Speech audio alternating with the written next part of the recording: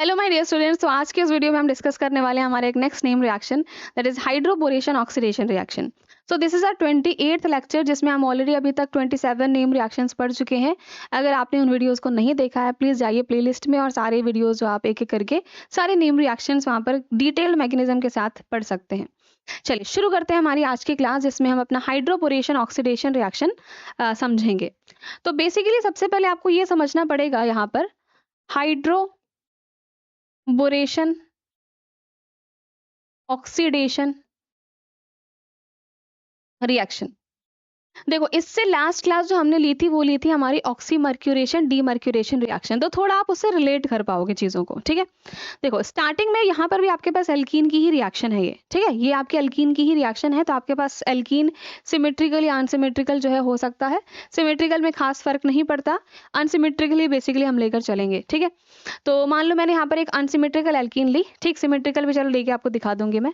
So this is your symmetrical alkene, जहाँ पर आपका सारे जो एटम्स हैं वो सेम टू सेम जुड़े हुए हैं हमारे अल्कीन से। और यहाँ पर आपके पास अनसिमेट्रिकल, यहाँ पर CH3 जुड़ा है और यहाँ पर आपके पास ये 2 H हैं, राइट, यहाँ पर ये H है। सो this is your unsymmetrical alkene, ठीक है। अब हाइड्रोबोरेशन ऑक्सीडेशन, इसके नाम से आपको ना इसके रिएजेंट का हिंट मिल रहा है। क्या लिखा है? हाइड्रोबोरेशन, मतलब कहीं ना कुछ बोरॉन यूज हो रहा होगा, ठीक। जैसे हमने पढ़ा था ऑक्सीमर्क्यूरेशन, तो वहां पे मर्क्यूरी था, HgOAc होल ट्वाइस, राइट। अब यहाँ पर क्या होगा आपका हाइड्रोबोरेशन ऑक्सीडेशन में, बेसिकली आप क्या करने वाले हो, अब यहाँ पर बोरॉन हम यहाँ पर यूज करते हैं। रिएजेंट क्या है आपका? BH3। और BH3 के साथ अभी कभी आपको सॉल्वेंट दे जाता है टेट्राहाइड्रोफ्यूरन THF, ठीक। तो वो कंफ्यूज होने की जरूरत नहीं है अगर THF दे रखा है तो। मेन रिएजेंट हमारा क्या है? BH3, या फिर कभी कभी आपको ये BH3 इस फॉर्म में भी मिलेगा, B2H6, ठीक है। तो बेसिकली B2H6 का डाइमर ही है ना, B2H6, 2 बोरॉन, H आपके 6 है, मतलब BH3 का आपका डाइमर हो गया, ठीक है। तो दोनों में से कुछ भी लिखा है, एक ही बात है, ओके। ओके, इसके साथ ये हमारा फर्स्ट स्टेप में है BH3, ठीक। सेकेंड स्टेप में यहाँ पर आपको दिया होगा क्या, इसके साथ कॉमा लिख लेते हैं हम, या फिर नेक्स्ट स्टेप में ही करते हैं, चलो। नेक्स्ट स्टेप में यहाँ पर लिखते हैं H2O2OH माइनस, ठीक। मतलब देखो, हाइड्रोबोरेशन ऑक्सीडेशन जो हो रहा है ना, यहाँ पर नाम से समझ में आ रहा है हाइड्रोबोरेशन। तो हाइड्रोबोरेशन कब होगा? जब आप BH3 यूज करोगे। फिर ऑक्सीडेशन करने के लिए हम H2O2 का इस्तेमाल कर रहे हैं, ठीक है। और ये OH माइनस, मतलब कि ये रिएक्शन आपके बेसिक मीडियम में हो रही है, ठीक है। बेसिक मीडियम में आप ये रिएक्शन करवा रहे हो। तो अब कभी भी आपको अगर एल्कीन दिख जाए और एल्कीन के साथ ये पर्टिकुलर रिएजेंट मिल जाता है, BH3 H2O2 OH माइनस, समझ जाना आपका हाइड्रोबोरेशन ऑक्सीडेशन है। अब मैं आपको पहले डायरेक्टली मैं आपका प्रोडक्ट बनाना सिखाऊंगी, प्रोडक्ट डायरेक्टली कैसे बनाते हैं हम, ठीक है। तो यहाँ पर एक बात पॉइंट नोट डाउन कर लो कि यहाँ पर जैसे कि देखो, पिछली क्लास में ऑक्सीमर्क्यूरेशन डीमर्क्यूरेशन में मैंने आपको बोला था कि प्रोडक्ट बनाने के लिए ये ध्यान रखिए कि आपका OM-DM रिएक्शन जो है ना, वो मार्कोवनिकोव एडिशन को फॉलो करता है। मतलब एल्कीन के उस कार्बन पे आप OH लगा रहे थे जहां पर हाइड्रोजन्स कम थे। अब ये हाइड्रोबोरेशन उसका सिर्फ ठीक अपोजिट है, ठीक है। यहाँ पर एंटी मार्कोवनिकोव एडिशन आप फॉलो करवाओगे, ठीक है। एंटी मार्कोवनिकोव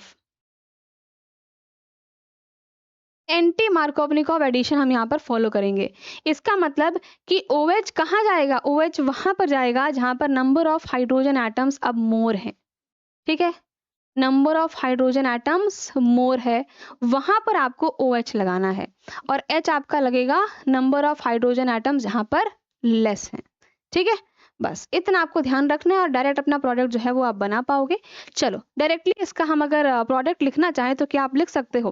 देखो, जो एल्कीन दे रखी थी सेम टू सेम, पहले एल्कीन हमें इस तरीके से लिख दे क्या भाई, ये एल्कीन थी, एल्कीन के ये दोनों कार्बन है, एक पे OH आएगा, एक पे H आएगा। कहाँ पर OH आएगा? Anti Markovnikov addition. OH वहां आता है नंबर ऑफ हाइड्रोजन एटम्स जहां पर ज्यादा है। नंबर ऑफ हाइड्रोजन एटम्स मेरे यहाँ पर ज्यादा है, मतलब यहाँ पर अब आपको OH मिलेगा और इस पोजिशन पे H मिलेगा। And this is your alcohol and this is your final product, ठीक है। इस तरीके से आपको अपना फाइनली प्रोडक्ट लिखना है। तो ये तो तरीका था कि आप डायरेक्टली प्रोडक्ट जो है वो कैसे लिखोगे, ठीक है। चलो अच्छा, अगर असिमेट्रिकल एल्कीन थी तो आप खुद देख लो भाई, कोई फर्क नहीं पड़ता है। सिमेट्रिकल एल्कीन में अगर मैं हाइड्रोबोरेशन ऑक्सीडेशन करवाऊं, देखो अगर हम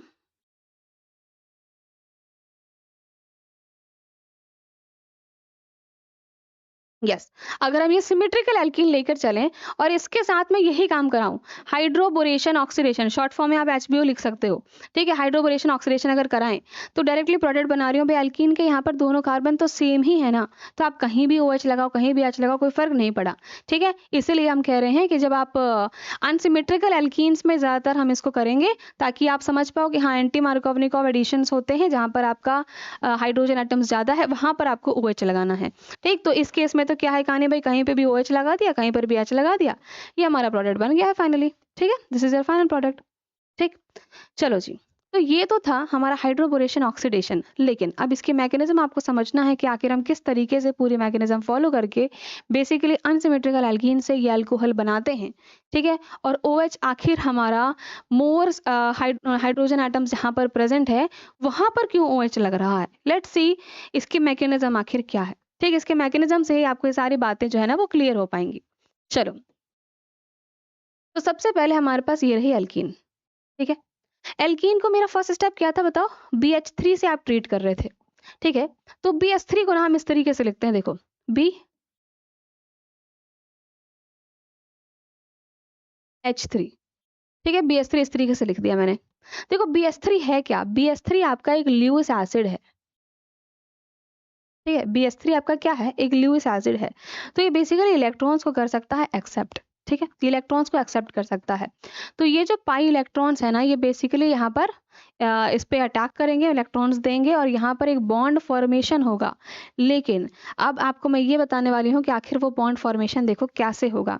आप समझो कैसे, इसको नॉर्मल एक बहुत आसान सा तरीका है, कैसे समझ सकते हैं। BH3 है, BH3 में आप क्या कर रहे हो, एक H हम यहाँ से निकाल रहे हैं, ठीक है। एक H हम निकाल रहे हैं, मतलब एक पार्ट है मेरे पास BH2 और एक पार्ट है H, ठीक है।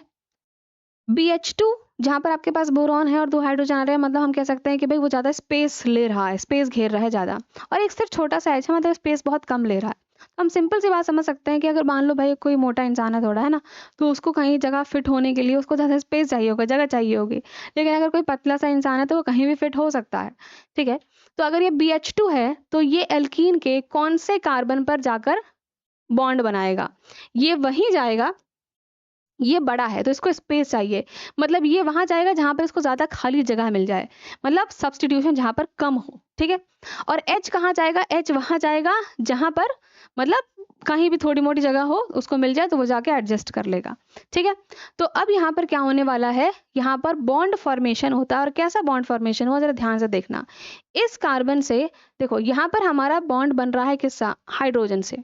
ये वाला पाई बॉन्ड आपका टूटेगा बिकॉज यही तो अटैक कर रहा है ना, पाई इलेक्ट्रॉन्स ही अटैक कर रहे हैं बोरॉन पे बेसिकली, है ना। तो क्या हो रहा है आपका कि बॉन्ड फॉर्मेशन होगा, एक कार्बन से आप बोरॉन को जोड़ोगे और एक से आपका हाइड्रोजन जुड़ेगा, ठीक है। तो यहाँ पे हाइड्रोजन जोड़ दिया और यहाँ पर आपका जुड़ जाएगा क्या, BH2। इतना सबको क्लियर है क्या, ठीक है। ओके, अब यहाँ तक मैंने किया क्या, जरा देखो यहाँ से लेकर यहाँ तक हमने क्या किया है, ठीक है। ये आपकी एल्कीन थी, ठीक है। एल्कीन के इस कार्बन से हमने ये BH2 जोड़ दिया, ठीक है। इस कार्बन से आपने यहाँ पर BH2 जोड़ दिया है। अच्छा, इसको और मैं एक तरीके से ढंग से समझाती हूँ आपको कैसे कर रहे हैं हम बेसिकली। देखो यहाँ पर जो BH3 है आपका, ये मैंने आपको याद कराने के लिए बता दिया, ठीक, ताकि आप कभी भी कंफ्यूज ना हो कि भाई BH2 कहाँ पर जुड़ता है और आपका H कहाँ पर जुड़ता है, ठीक है। कैसे याद रहेगा आपको कि भाई BH2 थोड़ा सा बड़ा मॉलिक्यूल है आपका, है ना, मतलब ज़्यादा स्पेस लेगा, तो ये वहीं जाएगा जहाँ पर स्पेस मिले, जहाँ पर सब्स्टिट्यूशन कम हो। और H कहीं भी जा सकता है, छोटी मोटी जगह उसको मिल जाए तो H वहाँ पर आपका फिट हो जाएगा, मतलब सब्स्टिट्यूटेड वाली साइड पे आपका H जाता है। हो क्या रहा है, जो हमारा BH3 था ना, BH3 के पास आपको पता है कि भाई वेकेंट p ऑर्बिटल्स है, इसके पास खाली एक p ऑर्बिटल है, ठीक है। तो ये जो हमारा पाई इलेक्ट्रॉन है ना, ये पाई इलेक्ट्रॉन इस खाली p ऑर्बिटल्स में इलेक्ट्रॉन देता है, ठीक है। खाली p ऑर्बिटल है, वेकेंट p ऑर्बिटल, ये इसको इसमें इलेक्ट्रॉन जो है वो देगा, ठीक। अब क्या हुआ कि यहाँ से आपका इलेक्ट्रॉन जब इसने दिया तो यहाँ पर ये जो इलेक्ट्रॉन है, जो आपका बोरॉन से हाइड्रोजन एक जुड़ा हुआ, ये जो सिग्मा इलेक्ट्रॉन्स है ना, ये यहाँ से आपका टूटेगा, इधर जाएगा और ये H इससे आकर जुड़ जाता है, ठीक है। तो हमने सिंपली यही मैकेनिज्म लिखी थी कि एक कार्बन से आपका H जुड़ रहा था और दूसरे से आपका क्या जुड़ रहा था, BH2 जुड़ रहा था। अब यहाँ पर सेकेंड मॉलिक्यूल ऑफ एल्कीन का यूज करते हैं। अब ये हमारे फर्स्ट मॉलिक्यूल थी एल्कीन की और फर्स्ट BH3 था। अब यहाँ पर आप नेक्स्ट मॉलिक्यूल यूज करोगे उसी एल्कीन का, तो एल्कीन ये रही हमारी, ठीक है। अब ये एल्कीन फिर से इसके साथ हम रिएक्ट कराएंगे, तो देखो यहाँ पर था BH3, तो BH3 में क्या हुआ था, एक H आपका एल्कीन के एक कार्बन से जुड़ रहा था और एक से BH2 जुड़ रहा था, ठीक है। अब यहाँ पर BH2 है, तो यहाँ पर भी 2 हाइड्रोजन बचे हुए हैं।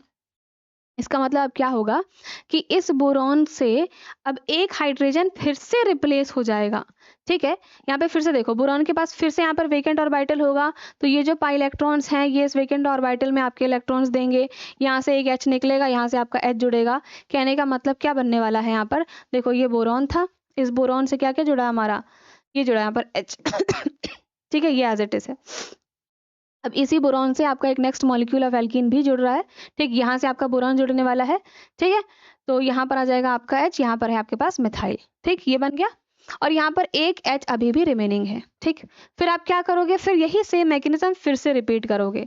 कहने का मतलब हम इसको 3 बार कर रहे हैं। 3 बार क्यों कर रहे हैं, बिकॉज आपने देखा कि BH3 का एक एक H आप बेसिकली एल्कीन से रिप्लेस कर रहे हो। BH3 था, एक H हटाया और एल्कीन से जुड़ गया, फिर दूसरा H हटाया, दूसरी एल्कीन से जुड़ गया।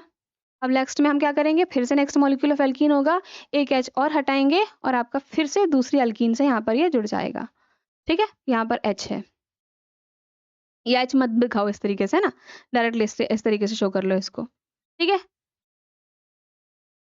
तो ये आपका यहाँ पर प्रोडक्ट बन जाएगा, ठीक। ये है स्टेप है आपका हाइड्रोबोरेशन, कि आपने BH3 का इस्तेमाल किया और बेसिकली BH3 के हर एक H को रिप्लेस कर दिया है आपके एल्काइल ग्रुप से, ठीक है, this is your R group, तो आपने ये बना दिया, ठीक है। अब इसके बाद अगला था ऑक्सीडेशन, मतलब आप इसको ट्रीट कर रहे हो H2O2 OH माइनस के साथ, बेसिक कंडीशन में हम ट्रीट कर रहे हैं। तो H2O2 क्या करेगा, देखो H2O2 का आप ऐसे लिख सकते हैं OH है ना, H2O2 परऑक्साइड है, तो परऑक्साइड मतलब कि आपके पास OO का बॉन्ड होना चाहिए, ठीक है, परऑक्साइड आपका ये लिंकेज होना चाहिए, ठीक है। तो आप सिंपली देखो क्या होता है, ये आपके पास बोरॉन था और बोरॉन से आपके पास ये R ग्रुप जुड़े हुए थे, ठीक है।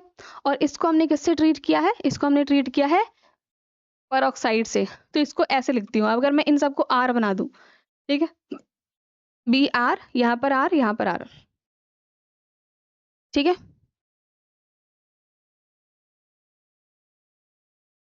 यहाँ पर R, ठीक है। तो अब होगा क्या कि ये जो देखो, ये जो आपके अल्काइल ग्रुप्स हैं, ये सारे अल्काइल ग्रुप्स यहाँ से आप तोड़ दोगे, मतलब ये R के पास एक OH, इस R के पास एक OH, इस R के पास एक OH, तो 3 मॉलिक्यूल्स ऑफ ROH आपको मिल जाएंगे, ठीक है। और इस B के साथ यहाँ पर OH आ जाएगा, ठीक है। तो यहाँ पर BOH का होल थ्राइस आपको मिलेगा, ठीक। मतलब यहाँ पर आपका फाइनल प्रोडक्ट जो है वो क्या बन रहा है, वो अल्कोहल बन रहा है। और OH कहाँ से जुड़ रहा है, OH आपका देखो जुड़ रहा है क्या, R के बाद से, ठीक है, R के बाद से आपका यहाँ पर OH जुड़ा है, मतलब ये था CH3 CH2 CHOH, ठीक है। तो यहाँ पर आपके पास इसको रिप्रेजेंट करें अगर हम, तो ये हो जाएगा CH3 और यहाँ पर आपने OH लगा दिया और यहाँ पर आपका H है, ठीक है। ये आपका फाइनल प्रोडक्ट जो है बन रहा है, और मैंने आपको डायरेक्टली एंटी मार्कोवनिकोव एडिशन के थ्रू भी बताया था, ठीक है, कि आप सिंपल क्या करो कि एल्कीन के उस कार्बन पे OH लगाओ जहाँ पर हाइड्रोजन एटम ज़्यादा हैं। तो आप मैकेनिज्म के थ्रू खुद देख सकते हो कि आपका हो क्या रहा है। बेसिकली पहले आपने हाइड्रोबोरेशन कराया कि BH3 का सारे H रिप्लेस कर दिया हमने उस एल्कीन के मॉलिक्यूल से, मतलब एल्कीन अटैक कर रहा है बेसिकली बोरॉन के वेकेंट ऑर्बिटल में, ठीक है, और बॉन्ड बना रहा है, एक कार्बन से BH2 जुड़ रहा है, एक कार्बन से H जुड़ रहा है, तो बार बार H दिखाने की तो जरूरत है नहीं आपको, ठीक है। तो एल्कीन के कौन से कार्बन से BH2 जुड़ा है, एल्कीन के कौन से कार्बन से BH2 जुड़ा है, उस कार्बन से जहां पर हाइड्रोजन एटम्स ज्यादा थे वहीं से BH2 जुड़ा, ठीक है। तो हमने एक एक करके सारे हाइड्रोजन रिप्लेस कर दिए आपके उन्हीं ग्रुप से, ठीक। तो हमारा ये BR3 बन जाएगा। अब आपने परऑक्साइड दिया तो सिंपल क्या हुआ कि भाई ये जो R 3 मॉलिक्यूल्स ऑफ R हैं, तो यहाँ पर भी आपका ये 3 मॉलिक्यूल होगा, ठीक है। तो ROH ROH ROH 3 molecules of alcohol मिला, और यहाँ पर आपके पास B भी 3 है, ठीक है, और ये OH सॉरी B 1 है और OH आपके पास ये 3 है, ठीक। यहाँ से हमने इसको बॉन्ड को तोड़ दिया, ऐसे दिखा रही हूँ मैं आपको, ठीक है, कि टूट के OH इसके पास गया, OH इसके पास गया, ठीक है। तो यहाँ पे मिल जाएगा BOH का whole thrice, this is your hydroboric acid, orthoboric acid कह सकते हैं इसको हम, ऑर्थोबोरिक एसिड। और ये है आपका फाइनल अल्कोहल एज प्रोडक्ट, इसके 3 मॉलिक्यूल्स मिल जाते हैं हमें, ठीक है। तो ये थी कंप्लीट मैकेनिज्म हाइड्रोबोरेशन ऑक्सीडेशन की। मैकेनिज्म पता होनी चाहिए, बट डायरेक्टली प्रोडक्ट आप बनाना सीखो, बिकॉज एग्जाम में वही काम आएगा ज़्यादातर, है ना। डायरेक्टली आप प्रोडक्ट बना सकते हो ऑक्सीमर्क्यूरेशन और डीमर्क्यूरेशन रिएक्शन में और आपके हाइड्रोबोरेशन ऑक्सीडेशन में। अच्छा, इन दोनों ही रिएक्शंस में कहीं कार्बोकैटायन का फॉर्मेशन नहीं होता, ध्यान रखना। कोई कार्बोकैटायंस नहीं बन रहे हैं, ठीक है, कार्बोकैटायन का फॉर्मेशन नहीं है। डायरेक्टली आपको मैकेनिज्म मैंने समझा दी है। आई होप आपको अब ये मैकेनिज्म क्लियर होगी। अब यहाँ पर ना एक बात और समझनी है फाइनली बस, कि हमने जो यहाँ पर प्रोडक्ट बनाया है, ठीक है, इस प्रोडक्ट में एक जगह H लगता है, एक जगह OH, ठीक है। तो ये OH कहाँ से मिल रहा है आपको? मैकेनिज्म मैंने आपको जस्ट समझाई और आपने देखा कि OH मुझे कहाँ से मिलता है? परऑक्साइड से। H2O2 OH माइनस से आपको ये OH मिलता है, ठीक है। तो ये OH हमें मिलता है फ्रॉम H2O2 OH माइनस, ठीक है। और ये H कहाँ से मिला है हमें? ये H मिला है कहाँ से? ये H मिला है आपका BH3 से। तो BH3 का ही तो एक H यहाँ पे आपका बॉन्ड जुड़ रहा था ना, देखो ये BH3 था, एक H यहाँ से आपने जोड़ा था, तो H कहाँ से मिलता है? BH3 से, ठीक है। H हमें कहाँ से मिल रहा है? From BH3। ओके, तो ये मैंने आपको इसलिए बता दिया कि कभी कभार क्या होता है ना, BH3 ना लिखकर वो लिख देते हैं BD3, ठीक है। तो आपको पता होगा कि अगर BD3 है मतलब यहाँ पे हाइड्रोजन की जगह आप ड्यूटेरियम लगा दोगे, ठीक है। या फिर अगर H2O2 की जगह आपको D2O2 दे दे, ठीक है, तो आप यहाँ पर OD लगा दोगे, ठीक है। तो ये पता होना चाहिए कि H और OH आपको कहाँ से मिल रहा है। OH मिलता है हमें फ्रॉम परऑक्साइड एंड आपको जो H मिल रहा है वो मिल रहा है BH3 से। Okay, so this is a complete mechanism hydroboration oxidation की, एंड डायरेक्टली प्रोडक्ट बनाना भी मैंने आपको सिखा दिया है। ऑक्सीमर्क्यूरेशन हम लास्ट क्लास में ऑलरेडी कर चुके हैं, तो आई थिंक अब आपको कोई प्रॉब्लम नहीं होगी। इसको अगर आपको इस तरीके से लिख लो, आप एक काम करो ताकि और अच्छे से समझ में आ जाए आपको। ये बी से आपके ये 3 आर ग्रुप जुड़े हुए हैं, है ना। तो BR3 ऐसे कर दूं, ये R मॉलिक्यूल है आपका, ठीक, और इससे हमारा ये 3 जुड़ा हुआ है, ठीक है। तो आपने सिंपली क्या किया, जो आपका ये परऑक्साइड था ये यहाँ से इस तरीके से टूटा, ठीक है। तो ये जो R मॉलिक्यूल्स हैं 3, यहाँ से OH जुड़कर 3 मॉलिक्यूल्स ऑफ अल्कोहल मिलेगा, और ये BOH खोल थ्राइस आपको ऑर्थोबोरिक एसिड यहाँ से मिल जाएगा, ठीक है। तो सिंपल आप इस तरीके से दिखा सकते हो। चलिए, ओके, सो मिलते हैं हमारी नेक्स्ट क्लास में। और आज हमें अपना हाइड्रोबोरेशन ऑक्सीडेशन जो है वो कंप्लीट कर लिया है। सब्सक्राइब कर लीजिए चैनल अगर अभी आप तक आपने सब्सक्राइब नहीं किया है। और इन सारी आपकी जो भी क्लासेस हो रही हैं उन सबका आपको जो क्लास स्लाइड्स हैं वो आपको टेलीग्राम चैनल पे मिल जाएगा, तो आप टेलीग्राम को ज्वाइन कर सकते हैं विद द सेम नेम, या फिर आपको डिस्क्रिप्शन बॉक्स में उसका लिंक भी दे रखा है, ठीक। तो आप टेलीग्राम और इंस्टा दोनों ही फॉलो कर सकते हैं, एंड यूट्यूब पे भी आप सब्सक्राइब कर दिए अगर आपने अभी तक सब्सक्राइब नहीं किया है। ओके बच्चों, मिलते हैं हमारी अगली क्लास में। Thank you so much.